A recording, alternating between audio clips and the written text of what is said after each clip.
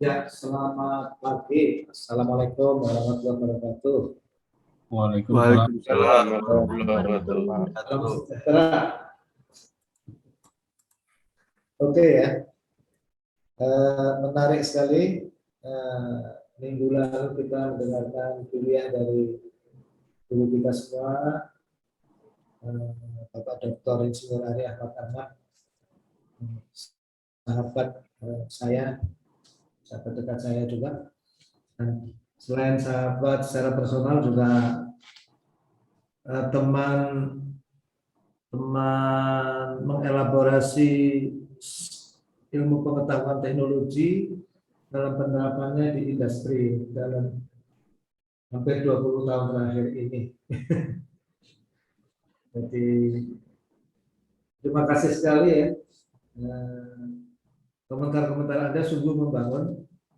Nah, hari ini kita akan coba mendalami beberapa istilah yang ada di sana supaya Anda lebih supaya kita semua lebih terkoneksi ya dengan istilah-istilah seperti ontologi, epistemologi, aksiologi. Ya.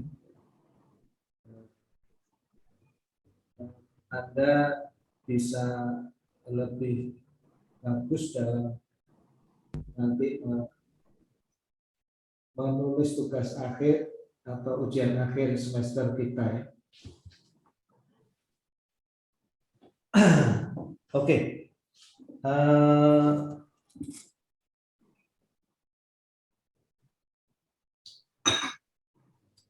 Kita mulai dengan pertanyaan ya, realitas itu sebetulnya apa? What is reality? Jadi sebenarnya ini biasa.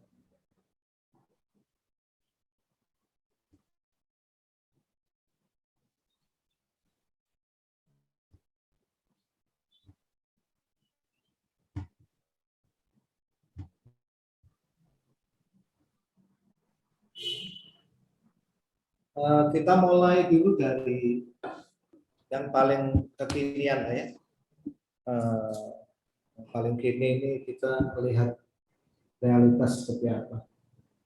Salah satu ilmu yang ada di garis depan ya, mempertanyakan hakikat realitas ini tidak lain adalah fisika ya. Kita kenal ada fisika klasik, ada modern physics atau fisika modern. Kita kenal ada teori atom dari masa ke masa ya. Nah, sekarang kita mencoba melihat fisika, tapi dari sisi yang lebih filosofis ya. Apa maksudnya fisika dari sisi yang sedikit lebih filosofis itu bagaimana fisika ini punya berbagai aspek ya. Ketika Anda menggunakan fisika untuk memprediksi, misalnya kapan akan terjadi hujan atau kapan akan terjadi gempa bumi, ini namanya applied physics ya, fisika terapan. Salah satu aspek penting saintifik dari sains modern adalah nilai terapannya.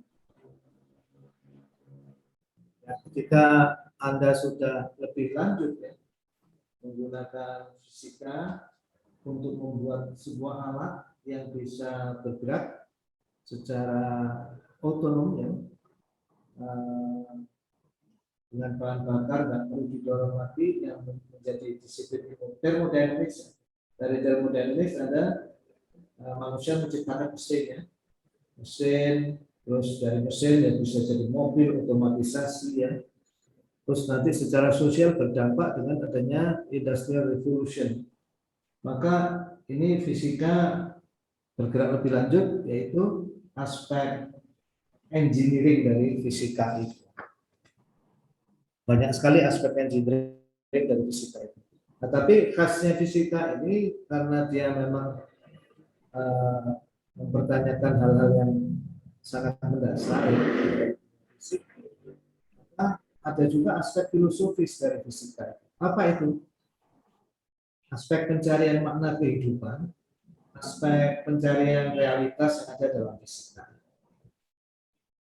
saya mohon izin menutup jendela dulu ya, ramai sekali noise.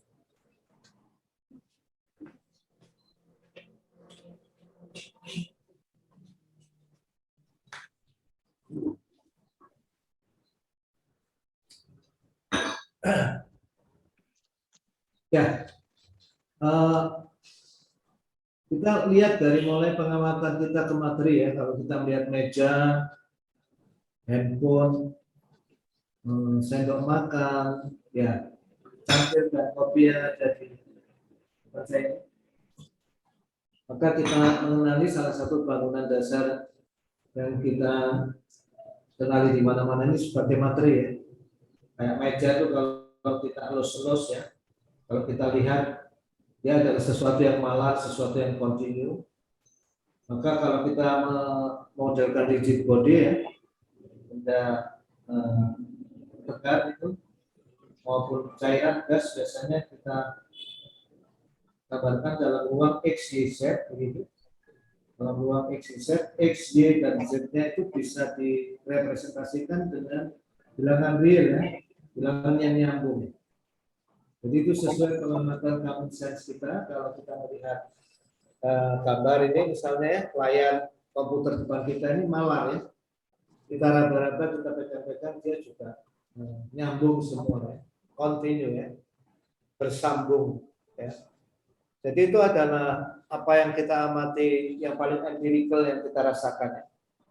Tapi dari ilmu fisika, modern physics, kita tahu bahwa ternyata tidak semalar itu ya, bahwa fisika di level terdalamnya semua materi itu tersusun dari atom-atom ya. Dan sejauh ini semua bisa disifati dengan tabel periodisitas dari Dimitri Ivanovich Mendeleev, dan nama saya di sana. Anda bisa menduga ya kira-kira salah satu asal nama saya. Ayah saya juga guru metalurgi ya, dosen metalurgi, beliau engineer, mechanical engineer pada tahun 60.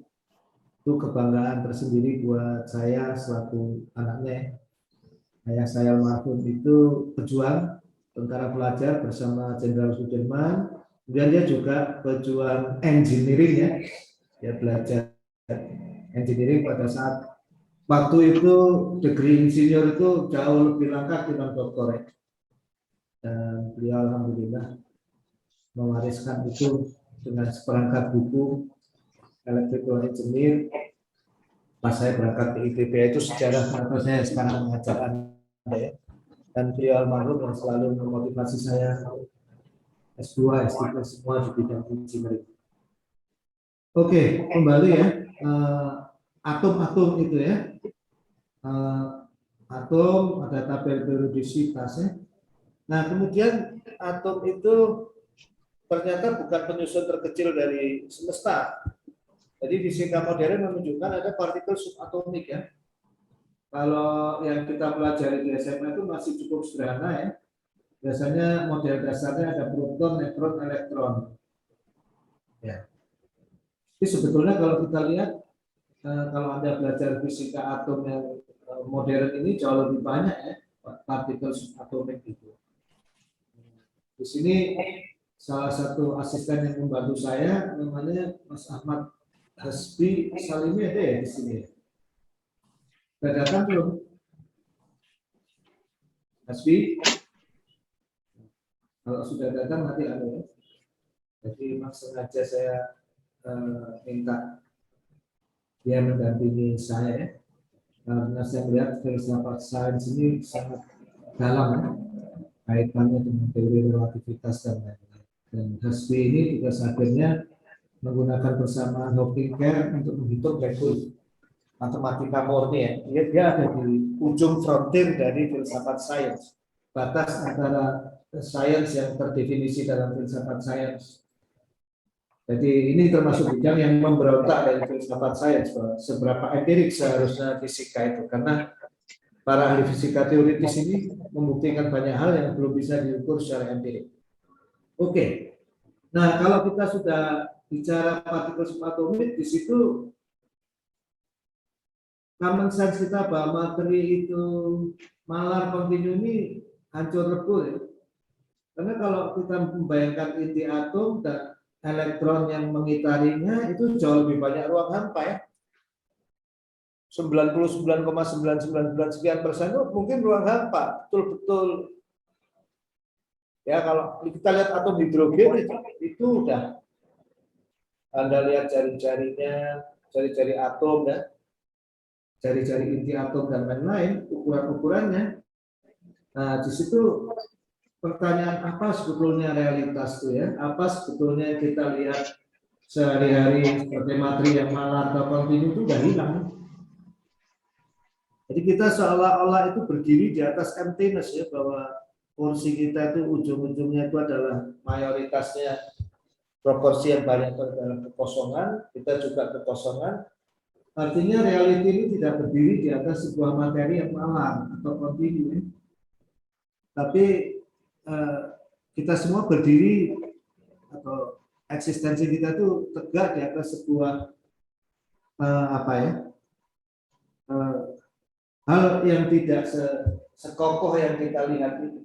Yang membuat kita kokoh itu bukan materi yang padat yang seperti kita lihat ini ya. Ini semua meja dan lain-lainnya adalah karena keterbatasan indera kita.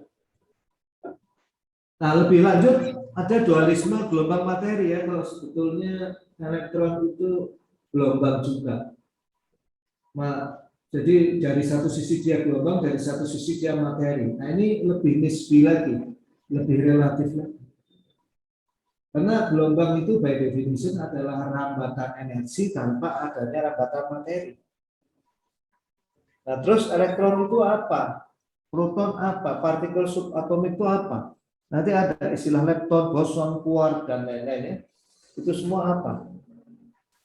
Kita tidak sedang membahas itu, tapi sedang membahas bagaimana fisika dan sains ini berinteraksi dengan filosofi ya.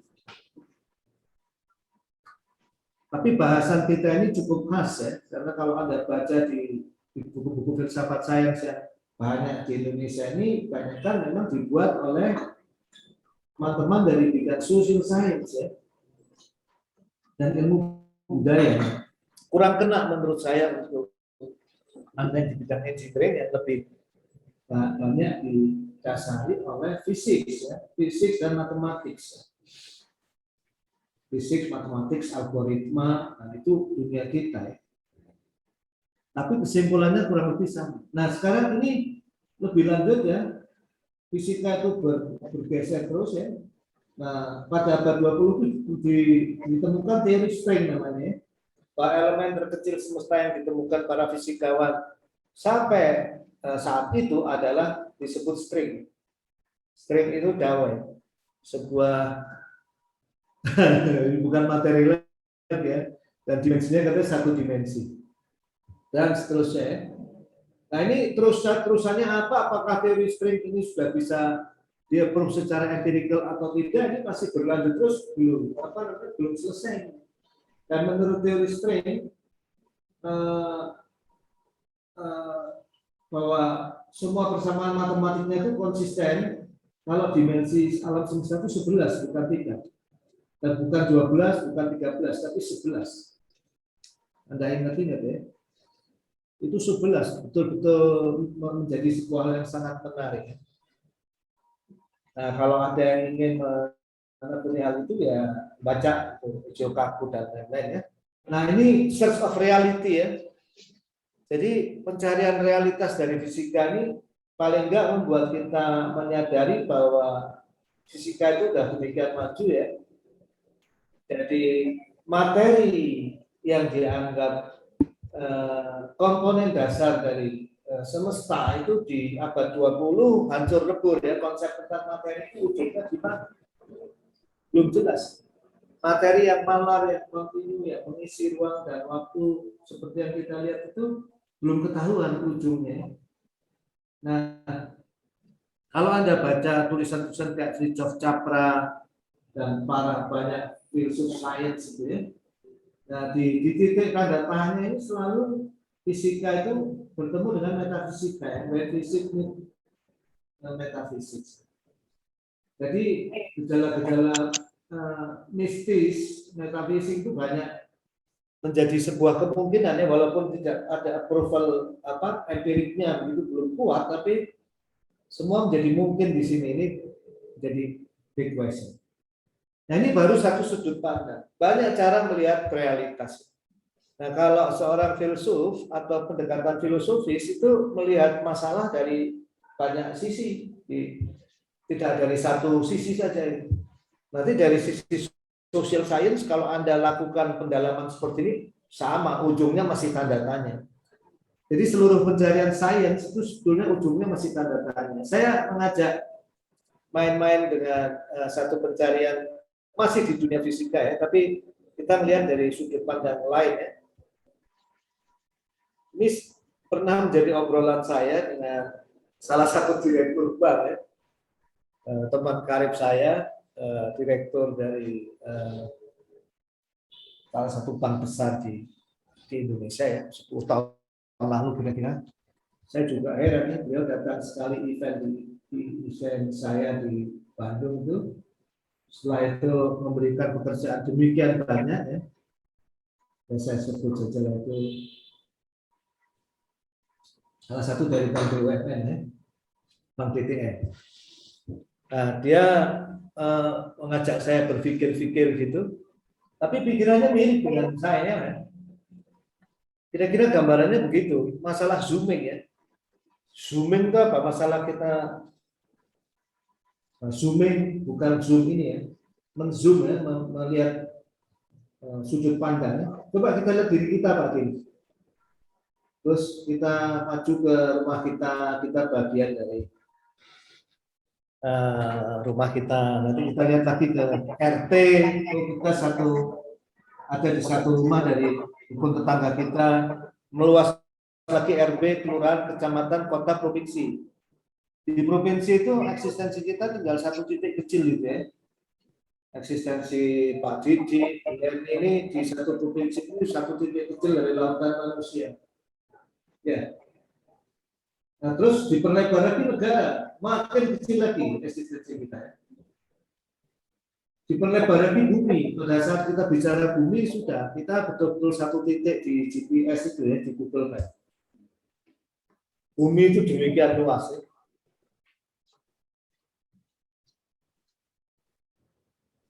Nah, kita menginjak ke tata surya. Di tata surya, bumi yang demikian luas itu hanya satu pasir yang sangat kecil sekali, di mana dia itu mengitari matahari itu perlu waktu 1 tahun ya. Dan jaraknya ke pusat tata surya yaitu matahari itu 150 juta kilometer, di mana cahaya itu perlu waktu 8 menit untuk sampai dari bumi ke matahari. Nah, masuk ke galaksi, di galaksi Bima Sakti saja ada miliaran, saya agak lupa ya, miliaran atau puluhan miliar atau ratusan miliar bintang serupa tata surya. Jadi di galaksi Bima Sakti itu tata surya ini mengitari galaksi itu dan menjadi satu pasir kecil itu. Nah, terus kita ada di mana gitu ya? Kalau kita zooming ke sana, udah semakin kecil lagi. Nah, apakah berhenti sampai galaksi? Ternyata ada lagi lebih luas lagi. Semakin lama teleskop astronomi dan lain-lain ini semakin bisa menzoom lebih luas lagi. Ternyata galaksi itu hanya bagian dari galaksi cluster. Apa itu galaksi cluster? It's a structure that consists of anywhere from hundreds to thousands of galaxies. Jadi isinya satu galaksi cluster itu ratusan atau ribuan galaksi yang mereka terikat oleh gravitasi. Ya. Masanya totalnya itu 10 pangkat 14 sampai 10 pangkat 15 kali massa matahari. Jadi ribuan triliun kali massa matahari itu satu galaksi cluster. Nah, ternyata galaksi cluster itu tidak hanya satu. Sampai saat ini observable universe yang masih bisa di-zoom itu ya para ilmuwan mungkin masih berdebat terus ya. Sampai saking banyaknya jumlahnya galaksi itu diperkirakan saja kira-kira 2 triliun galaksi. Nah, terus sampai saat ini pencarian para ilmuwan ini masih masuk fisika ya, astrofisika, astronomi ya. Kalau physical universe yang masih kita lihat sebagai dimensi 3 ini ya, kita belum ngomong dimensi 11. Ini masih tridimensional universe yang kita lihat ini, itu belum ketahuan batasnya. Dan kemungkinan unlimited, nggak tahu gitu. Belum ketahuan batasnya. Jadi ini pencarian in the search of reality. Apa sebenarnya realitas itu? Dan ini menunjukkan bahwa kalau kita ngezoom ke atas, tadi kita ngezoom ke bawah, terus kita ngezoom ke atas sama. Ujung-ujungnya belum ada pengetahuan yang pasti tentang realitas dan batas-batasnya dan itu. Nah, ini hanya ingin menunjukkan betapa in the source of reality, kita mau zoom ke bawah maupun zoom ke atas ya, ujungnya sama. Kita nggak pernah tahu batas realitas itu, belum ketahuan, masih jauh dari tahu. Gitu. Jadi kalau kita mau ngomong realitas, itu manusia dengan seluruh keterbatasannya hanya bisa tahu apa realitas relatif sepanjang yang dia tahu saja. Nah, ini kata kunci dari ontologi. Jadi Anda mau belajar ontologi dimanapun, kata kuncinya ini. Realitas ansih ya. Anda mau bergerak kemanapun, ke zoom ke bawah, zoom ke atas, mau melihat dari kacamata biologi, batas antara kehidupan dan kematian, sosiologi, ujungnya sama. Manusia itu nggak pernah, siapapun belum pernah ada yang bisa mengklaim manusia ya. Manusia biasa kayak kita ya, memiliki pengetahuan yang mutlak ya, tentang semesta ini. Jadi seluruh pengetahuan kita ini terbatas, bounded, relatif, dan sangat sedikit yang kita ketahui. Kita nggak bisa mengklaim banyak ya. Ini kita ngomong observable universe 2 triliun itu udah pakai teknik estimasi. Karena kalau satu orang menghitung setiap hari dia bisa menghitung menamai galaksi itu berapa, katakan 1000 ya. Untuk sampai 1 triliun itu dia perlu umur 1 miliar hari. Dan nggak ada orang itu. Ya, mau tim sebanyak apapun nggak pernah ada. Jadi 2 triliun galaksi itu estimasi. Pakai teknik estimasi. Jadi kita bisa membayangkan ya, kalau ngomong 2 triliun galaksi, ya satu galaksi ini ada 100 miliar bintang, ada 100 miliar tata surya, kayak bumi ini ada berapa? Kalau kita ditanya di observable universe ini sebetulnya ada berapa peradaban manusia kayak kita nggak usah sok menjawab ya, karena nggak ada data yang cukup untuk menjawab. Nah, ini memberikan gambaran pada kita in the search of reality ya. Nah, kita lihat dari sudut lain. Ini kalau kita tadi zooming ke atas, zooming ke bawah. Nah, kita lihat dari sudut lain. Ini mekanika klasik yang pernah saya jelaskan ya, betapa, dan ini bukunya ya, Filosofi Naturalis Principia Mathematica. Ya. Imprimatur dan seterusnya.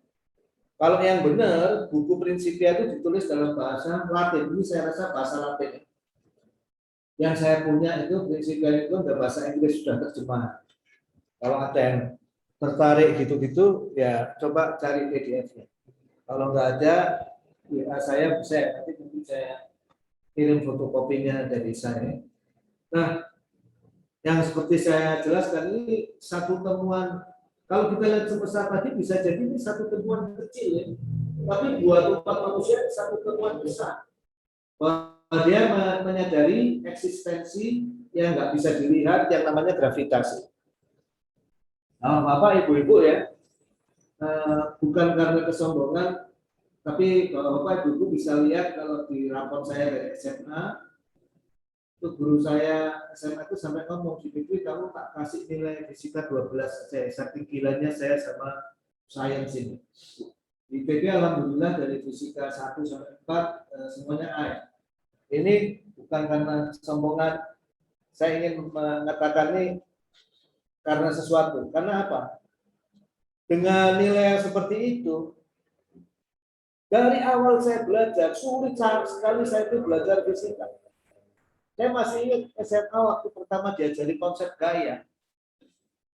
Saya membayangkan gaya itu betul-betul nggak kebayang gaya itu sebetulnya apa. Gitu. Sampai sekarang pun kalau ditanya gaya itu sebetulnya apa, itu abstraksi manusia, Bapak Ibu. Gaya itu nggak bisa dilihat. Ya, jangankan ngomong gaya gravitasi, gaya itu sebetulnya apa? Nanti dari gaya itu usaha. Jadi sebetulnya di dasar paling dasar dari fisika itu memang ada hal-hal yang metafisik atau hal-hal yang nggak bisa dilihat, non empirik. Tapi kita mau nggak mau harus terima itu konsep gaya. Nanti untuk memahami gaya paling gampang setelah kita melihat timbangan. Setelah nimbang-nimbang, di dalamnya ini ada sesuatu yang namanya gaya. Ya, jadi paling mudah setelah melihat alat ukur. Jadi gaya itu apa? Karena kita sedang ngomong apa namanya sains, hal-hal fisik seperti yang saya pernah jelaskan ke Bapak Ibu ya. Ada aspek empirik yang testable gitu. Oh inilah gaya. Disepakati seolah-olah seluruh fisikawan dunia jadi menyepakati dan orang yang belajar fisika, oh ada sesuatu yang disebut gaya. Nah ini kembali ya, ini teori konsensus dari Kuhn ya. Nah, tahapan seperti itu ya. Nah dalam mekanika klasik itu Newton akhirnya bisa menjelaskan banyak hal. Waktu itu tata surya ya. Tata surya, terus hukum Newton 1, 2, 3, 4 yang diterapkan di seluruh dunia sipil, diterapkan kemudian hukum Newton 2 itu yang diterapkan juga di seluruh dunia mechanical engineering. Mechanical engineering itu intinya selain hukum Newton 1, 2, 3, 4 adalah thermodynamics. Itu paling inti dari mechanical engineering dari sisi sains. Kemudian dari sisi penerapan, dia sebetulnya sudah masuk DSRM ya, design science. Jadi di dalamnya ada unsur sains untuk desain, untuk merancang sesuatu untuk kebutuhan manusia. Ya. Nah, kembali ke mekanika klasik Newton ini ya, yang demikian dasar, dia bisa menjelaskan data-data yang tidak bisa dijelaskan sebelumnya ya, yang dikumpulkan oleh para astronom seperti Nicolaus Copernicus, terus hukum Kepler, ya. Kalau hukum Kepler itu diperoleh Johannes Kepler secara empirikal dengan melihat perbandingan antara period ya dan jari-jari bagaimana planet itu mengitari matahari. Dari hukum itu bisa dijelaskan dalam bentuk yang jauh lebih mendalam dengan menggunakan 4 hukum Newton yang ditulis dalam Principia Mathematica ini. Intinya mekanika klasik bisa menjelaskan banyak hal di alam mekanik ini ya.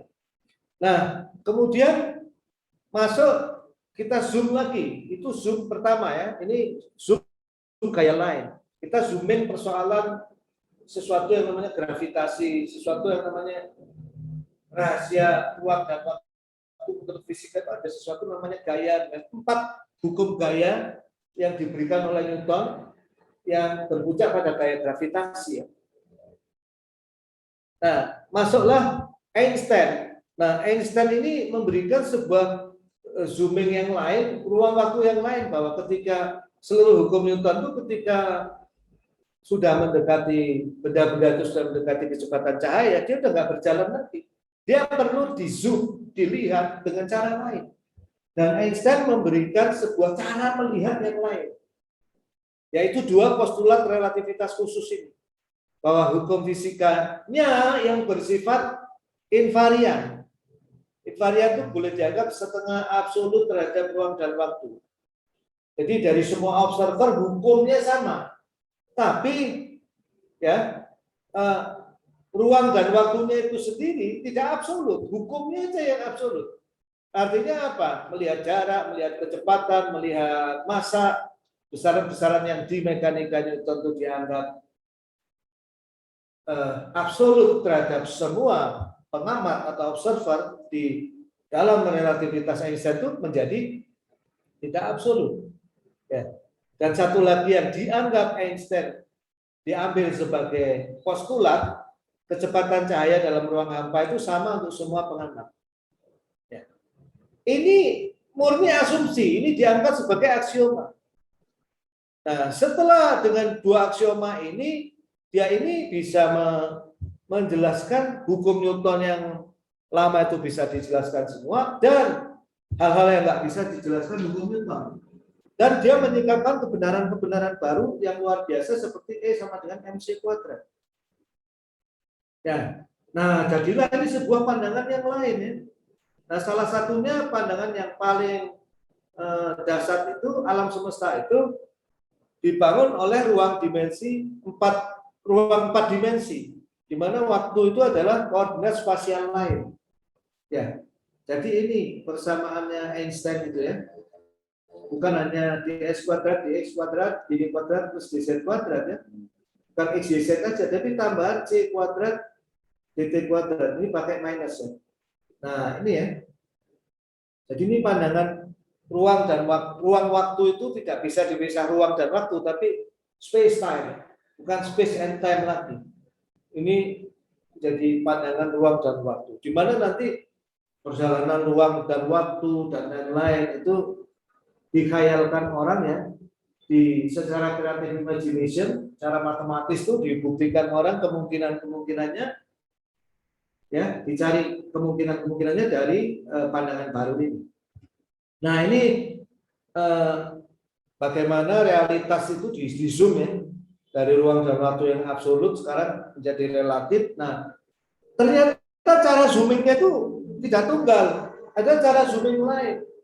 Cara zooming lain itu arah mekanika kuantum itu arah yang sama sekali berbeda.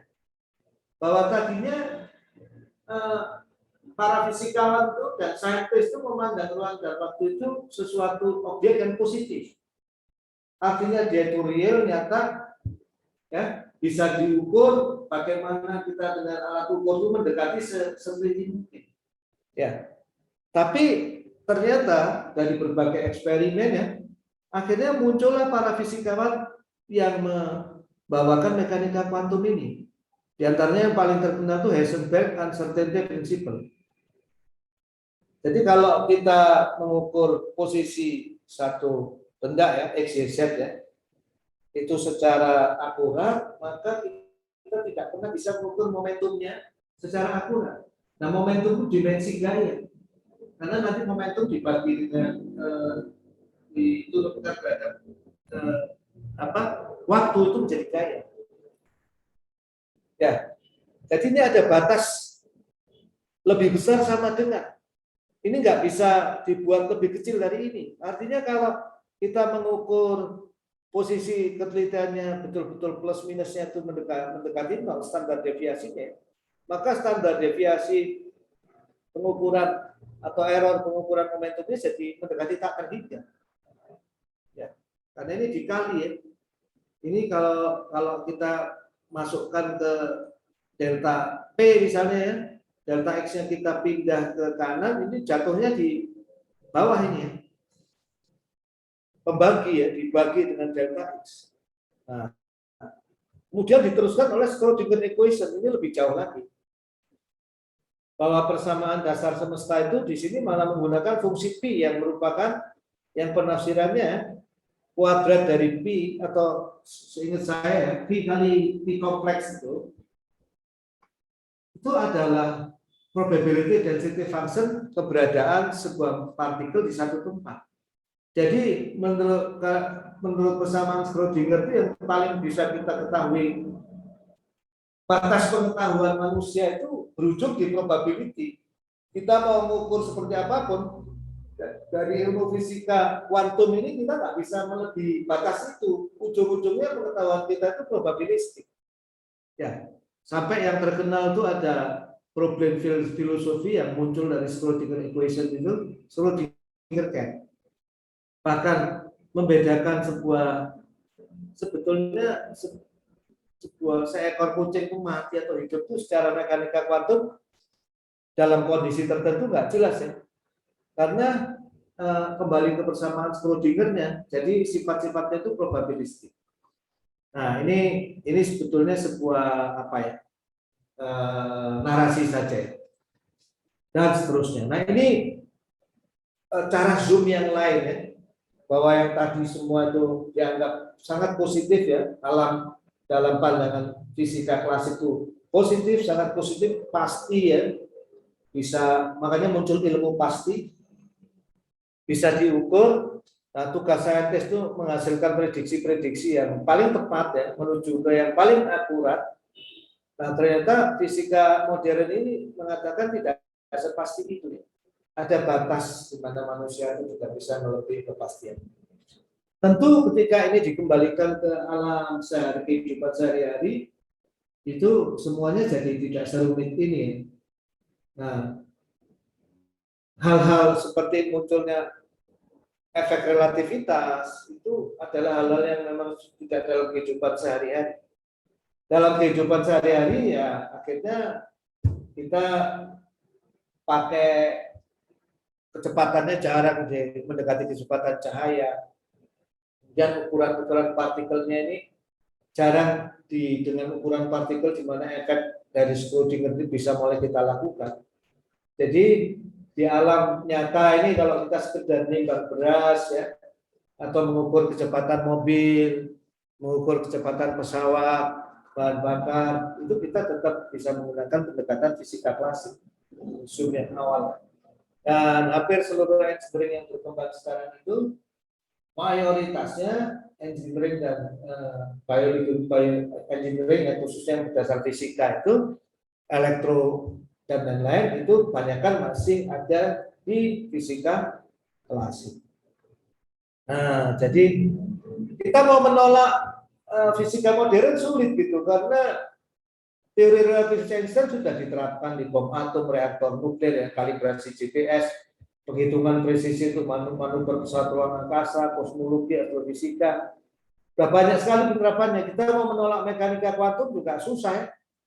Ini sudah mulai banyak diterapkan di, misalnya kalau kita ngomong semikonduktor, superkonduktor itu biasanya yang saya tahu sudah menggunakan mekanika kuantum ya.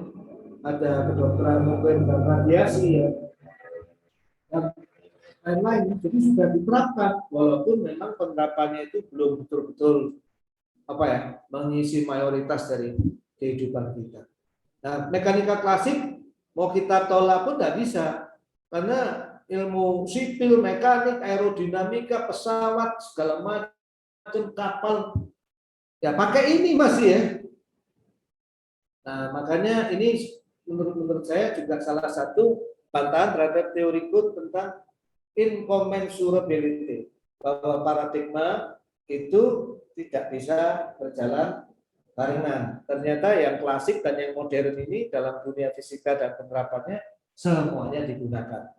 Jadi Bapak Ibu kalau masuk jurusan sipil, masuk jurusan mekanik, masuk jurusan arus kuat gitu, itu belum perlu belajar memecahkan persoalan dengan fisika modern. Kita tetap memperkuat fisika klasik.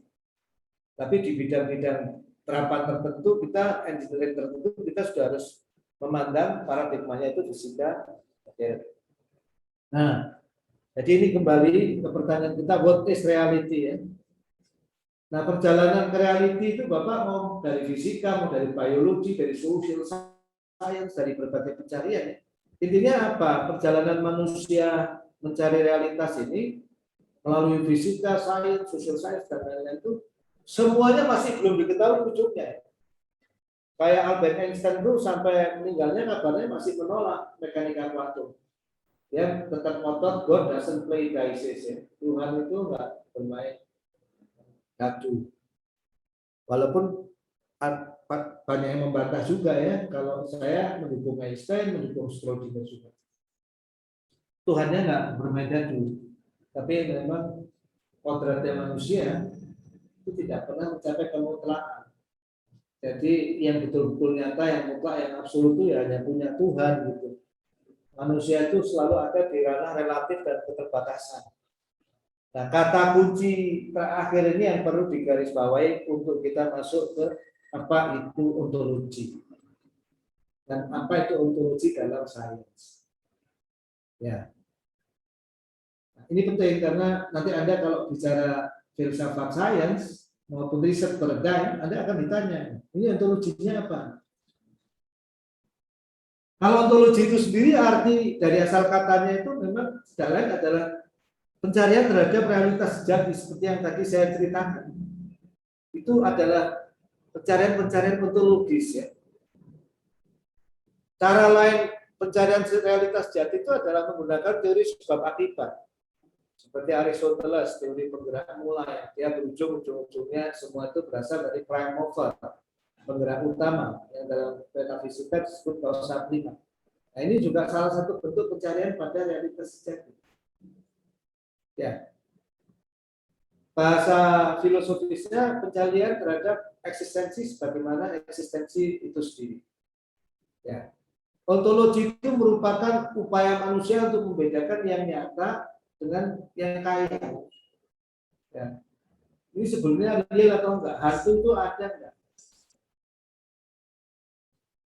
Ini masih terkait dengan sains dan pseudosains. Ya. Penyakit COVID itu punya realitas enggak? Nah, itu nanti di sains, di level saintifiknya itu. Ya. Tapi di level yang tertingginya ontologi itu bertanya, apa sih sebenarnya keberadaan itu? Kita itu siapa? Kita itu tiba-tiba ada di sini, di semesta ini, terus kita ini mau kemana? Kita pengen tahu nih, ujung-ujungnya realitas itu kemana? Dan realitas eksistensi kita itu mau ngapain? Nah, jadi seluruh perjalanan sains maupun filosofi maupun perjalanan kebenaran manusia semua bermula dari pertanyaan ontologis. Jadi ketika manusia mulai bertanya mencari Tuhan itu pertanyaan ontologis. Ketika kita mulai karyas pada alam fisik, pengen meneliti lebih lanjut apa yang ada di dalamnya, sebab-sebab yang ada di dalam itu pertanyaan ontologis. Ya, ketika orang mulai merasa butuh agama dan butuh ada sesuatu di mana dia itu bergantung, dia itu sebetulnya di dalamnya ada pertanyaan ontologis. Kita itu sebetulnya ada di mana dan menuju kemana. Ya, nah, apa sebetulnya yang real, apa sebetulnya yang khayal? Karena kita nggak mau bergantung pada sesuatu yang khayal. Kita mau bergantung pada sesuatu yang real. Pada akhirnya dalam kemajuan pencarian manusia dari sisi religious studies itu sesuatu yang khayal itu biasanya disebut idols atau berhala, gitu ya. Sesuatu yang real itu yang disebut sesuatu yang ilahi, gitu ya. Sesuatu yang memang berasal dari Tuhan. Ya. Nah, ini adalah masalah apa itu sebenarnya ontologi. Jadi posisi ontologi itu di sini. Ya. Makanya saya merasa tidak puas ya membaca cukup banyak buku filsafat sains. Dia tuh nggak menjelasin sesuatu yang apa ya, yang dibutuhkan oleh kita gitu untuk menjawab apa sebenarnya ontologi dalam sains. Ya, di kuliah kita ini intinya nanti Anda harus belajar apa kaitan ontologi dengan sains. Makanya saya mulai dengan prolog pencarian ontologi saintifik supaya clear ya. Nah, pencarian realitas itu tentu ada di dasar dari seluruh agama besar dunia, religion. Ya, setidaknya yang saya tahu lah agama-agama di Indonesia lah ya. Buddha, Hindu, ya, Protestan, Katolik atau Kristen ya, kemudian Islam ya. Itu kembali ke pertanyaan-pertanyaan ontologis ya. Nah, sains pun ujung-ujungnya tidak lepas dari pertanyaan ontologis ya. Seperti pencarian pertanyaan ontologis dalam fisika yang tadi saya jelaskan dari berbagai sub itu. Nanti kalau Anda belajar biologi, ujung-ujungnya sama. Apa bedanya hidup dan mati? Ya. Apakah kehidupan itu 100% dari materi? Atau ada sesuatu yang imateri yang memberikan kehidupan? Atau kehidupan itu adalah karena unsur-unsur kimiawi dan fisika itu bertemu, kemudian menghasilkan sebuah kehidupan. Nah, biologi pun sama, ujung-ujungnya akan kembali ke pertanyaan ontologis ya. Semua sains prinsipnya. Nah, demikian juga filosofi. Ya. Seperti yang kita ketahui bedanya filosofi dan sains itu apa? Anda sudah belajar dari awal filosofi sains itu adalah logis dan empiris. Ada pengujian dengan eksperimen atau kemudian dengan data nyata yang observable. Ya, data nyata yang bisa diamati dan diukur. Sedangkan filosofi itu membahas hal-hal yang memang murni logis yang nggak mungkin bisa diukur. Banyak hal yang memang nggak bisa diukur di dunia. Semua misalnya kayak demokrasi, teokrasi itu adalah pilihan-pilihan filosofis, ya. Dan itu masuk dalam political philosophy, filsafat politik. Ilmu politik, ilmu untuk mengatur manusia, ilmu hukum itu 90% lebih menurut saya filsafat. Semua itu dasarnya dalam logis, ya, logika, dan diambil dari value, ya, nilai-nilai yang ada dalam diri manusia itu sendiri. Baru nanti data itu hanya mendukung, ya.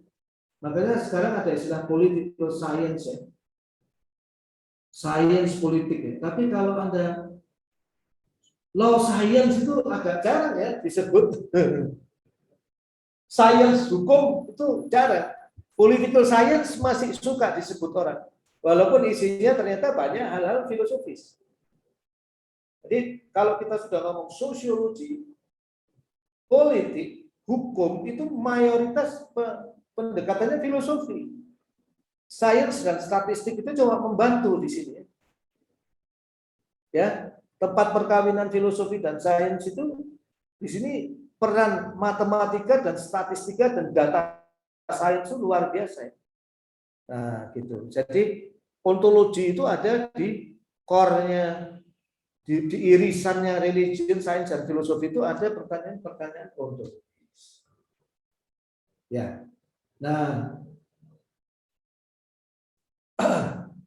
ini sebagai contoh juga betapa saintis sekali Newton dan Einstein di tengah pencarian saintifiknya, selain segi-segi sains itu bisa memprediksikan data empirical, di dalam buku Principia Newton itu menegaskan keberadaan Tuhan yang satu. Jadi Newton nggak memisah-misah antara, kalau memang persoalan saintifik itu kadang-kadang menyinggung religion, ya, dan filosofi, dia menegaskan bahwa posisi filosofis Newton itu ditegaskan dalam buku Principia.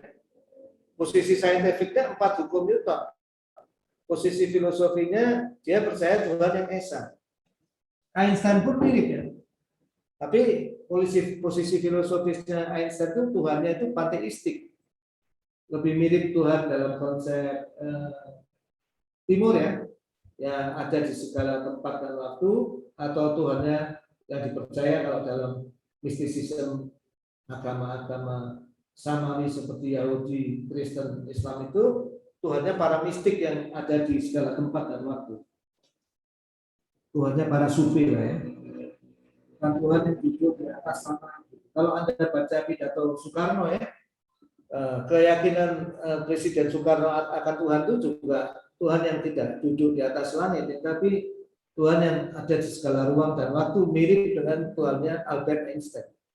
Nah, jadi keberadaan ilmuwan-ilmuwan seperti Newton, Einstein, dan Kaku ini menunjukkan kalau persoalan sains dan filosofi itu terkait, ya. Stephen Hawking mengambil posisi filosofis yang berbeda. Ya, dia sering digadang-gadang mempercayai bahwa Tuhan itu nggak ada, ya. Dan itu dibantah oleh Michio Kaku. Nah, jadi para saintis besar ujung-ujungnya menyeberang ini antara religion, sains, dan filosofi. Di sini ada ontologi. Nah, ontologi yang akan kita bahas dalam research program ini tentu ontologi dalam bahasan saintifik, ya. Kita tidak ingin membahas ontologi dalam bahasa filosofis dan religion. Nah, ini disclaimer dari kita sebelum masuk. Apa itu ontologi dalam sains?